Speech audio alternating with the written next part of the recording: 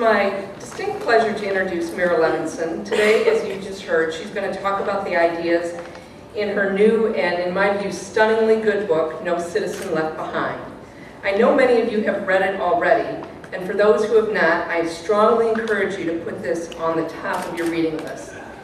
In her talk, you will learn about the ideas in the book, and you will wonder, like I did when I first met Meira many years ago, what kind of background and life experiences she must have had to be able to come up with such important and interesting ideas. So let me tell you a little bit about her background. Meira grew up in Texas.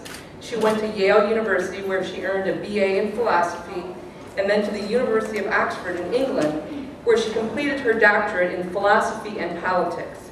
She wrote a book on the demands of liberal education that was published in 1999, and has recently co-edited another book that I think you would like to read. It's called Making Civics Count: Citizen Education for a New Generation. Meira is clearly more than an academic because her ideas are so well grounded in the realities of classroom life. Those of you who are former or current classroom teachers will immediately recognize that she understands the joys and challenges of teaching, especially in urban schools. This understanding did not just come from her research. She earned it, in my view, a much more important and authentic way as a certified teacher who taught English, American history, and civics in public schools in Atlanta and Boston. She taught not just for a year or two to get her feet wet, but for almost a decade, long enough to really develop keen pedagogical skills, long enough to develop a good understanding of her students and their parents and the communities from which they came, and long enough to make recommendations about what we should worry about, what we should work on, and more specifically, what we should do when we're trying to teach civics better than it's currently taught in most classrooms today. In the book she'll talk about today, No Citizen Left Behind, she combines her prowess as a political philosopher with her background and expertise in teaching civics. I had the pleasure of reading the book when it was still a manuscript and immediately recognized that it was powerful and important, so much that I think it's easy to predict that this book is going to become the seminal piece of work in civic education in this generation. And this is a generation that is producing a lot of work in civic education. So I think this is a book that we really need to take seriously, and I'm not the only one who thinks that. Bob Putnam, who's the author of the very famous work Bowling Alone, wrote this about the book. He said, "Brilliant. No Citizen Left Behind is must-reading for anyone concerned with the reform of civic education in America, an inspiration for both scholars and practitioners." I agree with him. The reason that it's such an important inspiration for scholars and practitioners is that Meira is both a scholar of first rank and a practitioner too, a teacher who I predict will teach all of us a lot today. I'd like you to join me in welcoming Meira Levinson from the Harvard Graduate School of Education.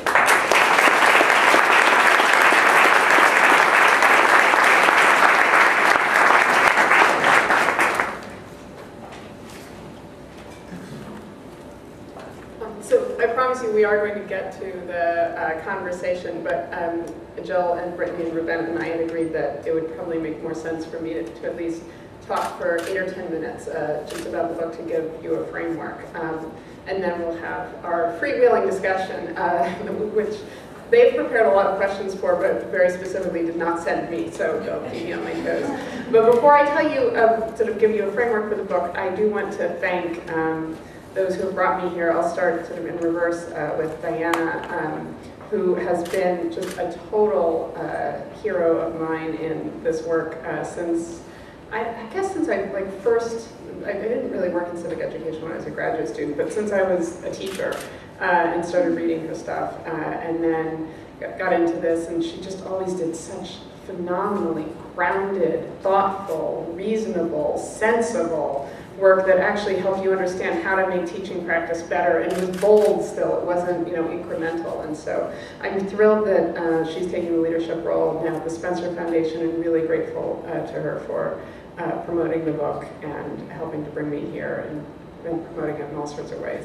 I also really want to thank Sean Healy and the McCormick Foundation in general, and Janice for helping to arrange this. The McCormick Foundation, for those of you who don't know, is a really extraordinary organization here in Illinois that supports work in civic education empowerment in all sorts of ways.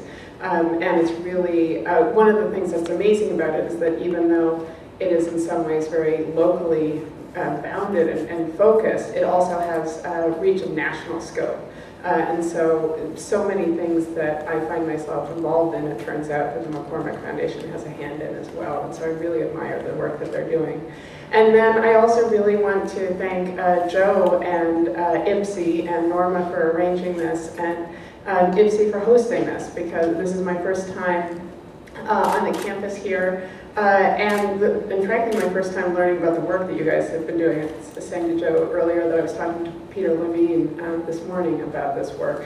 And it's just incredible. And so I'm so glad to be introduced to a new venue through which the important work of thinking about policy and civic engagement is happening, and to meet a new group of people who are doing this, and to be welcomed into your community. So thank you very much for that. What I want you to know, what I think will help to understand about the book, No Citizen Left Behind, before we start talking about it, and before I start getting peppered with questions that I don't have the answers to, are a few things. Number one, as Diana was saying, it definitely comes out of my experience as a teacher. So after I got my doctorate is when I started teaching in Atlanta and then in Boston. And I struggled a lot during those 8 years that I taught with what it meant to be, what it meant fundamentally to help to empower my students. That was my goal, was empowerment. It's what I had thought about when I did my doctorate. At that point I was sort of describing it as giving students the capacity to develop autonomy. But really it was it's the same thing. It's about helping young people develop the capacity to direct their own lives in the ways that they wish to, that are meaningful and fulfilling over the long term. And that was, hard enough to think about through the lens of political theory as a graduate student at Oxford. But it was very difficult and much harder and much more important to think about and get right as a teacher, first in Atlanta and then in Boston.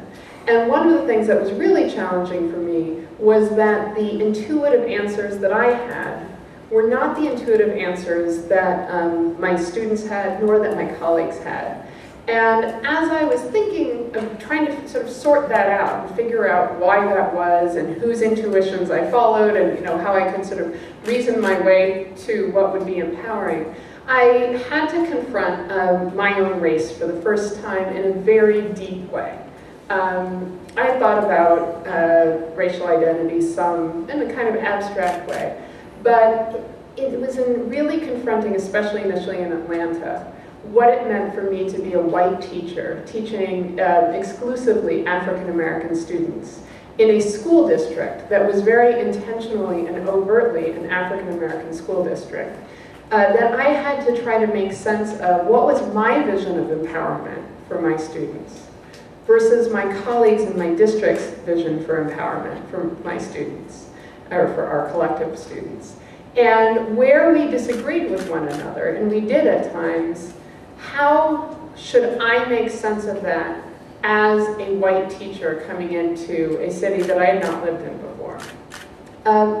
And one of the things that, in Atlanta, what I was struggling with often was Afrocentric education. So Atlanta, at the time that I taught there, from 96 to 99, was very overtly an Afrocentric district. The one required training we had actually was African and African American education through the curriculum, or infusion through the curriculum, something like that.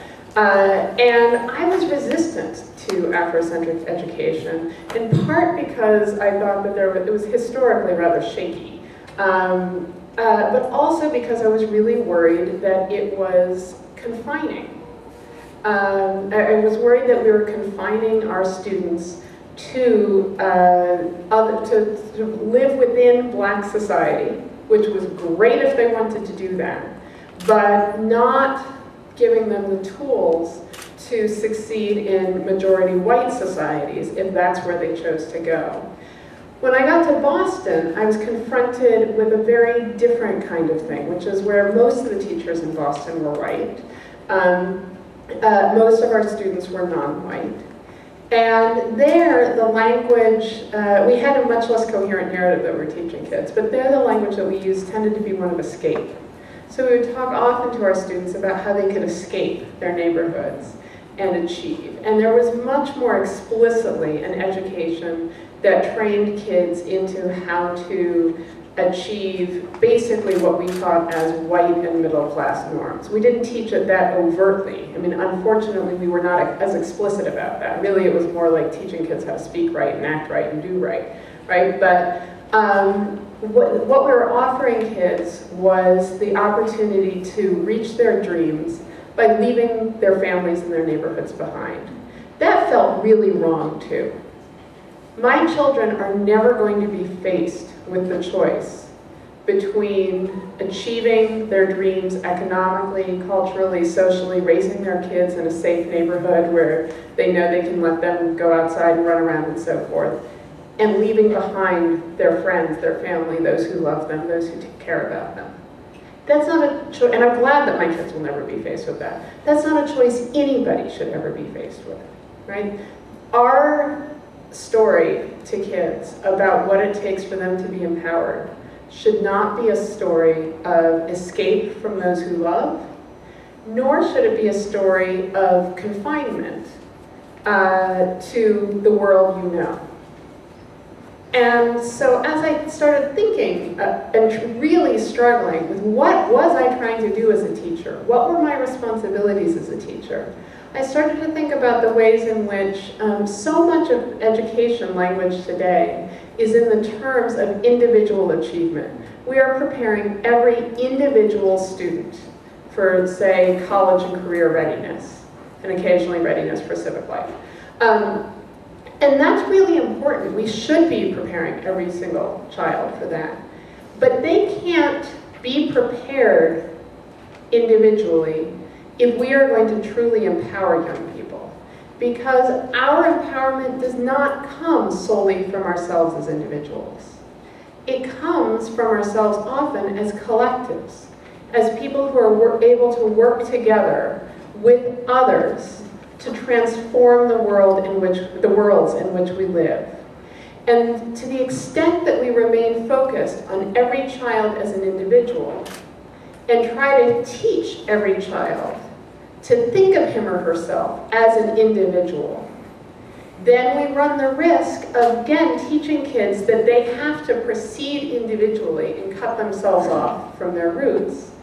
And we also don't give them the tools to remake society in a much more just fashion. Because individual advancement, even if we did a great job of educating all kids, which we blatantly do not do, right? But even if we did, we would be teaching kids to individually advance out of neighborhoods where then new generations of kids are growing up. And so we're going to keep perpetuating this cycle of trying to teach kids individually to move themselves out, but have others left in their wake who are struggling just as hard. And that's not a recipe for justice. And it's also not a recipe for true empowerment.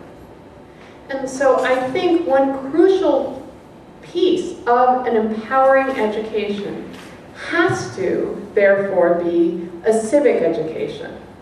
It has to be an education that explicitly teaches kids how to work with others, that they have to work with others, that it's in their interest to work with others, to transform opportunities not only for themselves, but for their neighborhoods, for their communities, for their families, for the world as a whole, and thereby transform society in part so that kids coming after them will not be faced with this horrific choice of finding a community in which they can live safely and have access to decent jobs, or being surrounded by the people they love. When we think about what a civic education means, and how we can justify it, the kinds of stuff that I've just said may seem, nice to people, but kind of secondary to the driving force of, say, college and career readiness. And so part of the argument of the book is to say, it's right that the academic achievement gap is horrible. It sucks for kids, It changes opportunities in a radically important way, and we've got to eliminate it. But that's not the only gap that matters. And equally important to the academic achievement gap is what I call the civic empowerment gap. It's a gap we are all perfectly aware exists. Nobody is unaware that if you are wealthy, if you're well-educated, often if you are white, if you are native-born and native English-speaking, you are more likely to have civic and political power in this country than if you are either a few of those things or none of those things. That comes as a surprise to no one. But what I do find surprising is that we do not view that as shameful in the way that we have finally come to view the academic achievement gap as shameful. So it used to be, say when I started teaching in 1996, that the academic achievement gap was basically excused as being problems of particular kids, and it was blamed on the kids or on their families, right? So the reason that kids say poor black kids aren't achieving, they care about basketball, they don't have enough books at home, their parents are busy working 2 jobs, whatever. We no longer have that kind of discussion in the United States. It's not to say that teachers don't act on those presuppositions, but it's no longer acceptable to blame the academic achievement gap on kids and families themselves, and that's a good thing. But the civic empowerment gap, we remain totally willing to blame on families themselves. Well, of course they don't vote at the same rate. Of course we don't see them at meetings at the same rate. Of course this, of course that. They're too busy working 2 jobs. They just became citizens. They don't speak good enough English. And that is a national shame. We should be embarrassed to call ourselves a democracy, and yet to be able to predict, based on the level of education somebody has, the color of somebody's skin, or their first language, how much civic or political power they have in this country. And so the purpose of No Citizen Left Behind is to make the argument that we have both the obligation and the capacity to help overcome the civic empowerment gap by what we do in schools, and specifically what we do in schools that serve de facto segregated, non-white, often poor, urban student populations.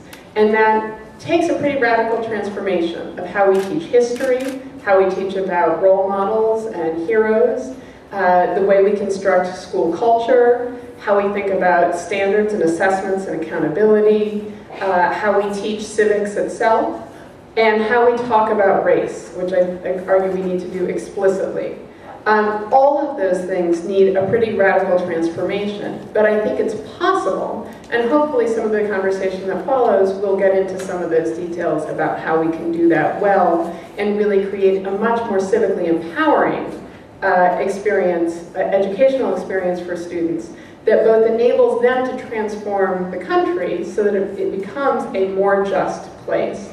And also thereby actually provide a sort of model to everybody for what we can look like as a democratic nation. So with that, I'll invite Jill and Brittany and Ruben up and they can start grilling you.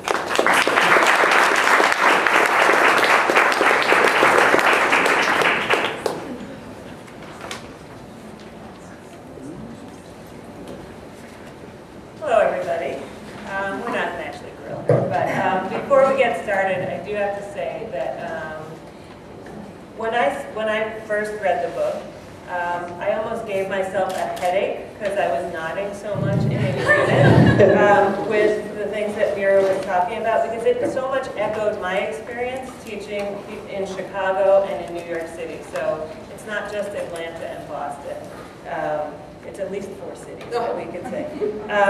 But as is almost always the case, it is a student, or in this case a former student, Brittany, who opened my eyes and helped me see things in a different way, which she said, because we're reading the book, and she said, is it okay if I don't agree with everything? Because I'm actually a little critical of some things.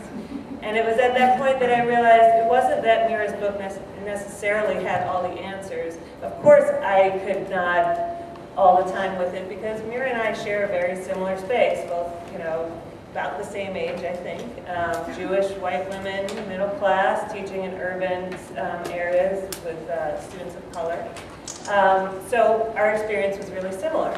But Brittany was the person who said, yeah, I kind of look at it from a different perspective. So I'm really pleased that Brittany, who is a former student of mine, but also an Action Civics participant and a Mikva Challenge staff member, and Ruben Morato, who is a teacher currently in Chicago Public Schools. I'm hoping that we can expand the scope of perspective and have some of the, we're not going to grill you, but some of the critical questions. So Brittany's actually going to start us off. I will start off with the first question. First, I'd just like to say thanks so much for having us. It's good to be here. So Meira, I would like to know your definition of a good citizen. And when you were a teacher, how did your definition of a good citizen affect the way you taught civics to poor students of color? Do you think that your students had a similar definition of what it means to be a good citizen? Oh, that's a complicated question.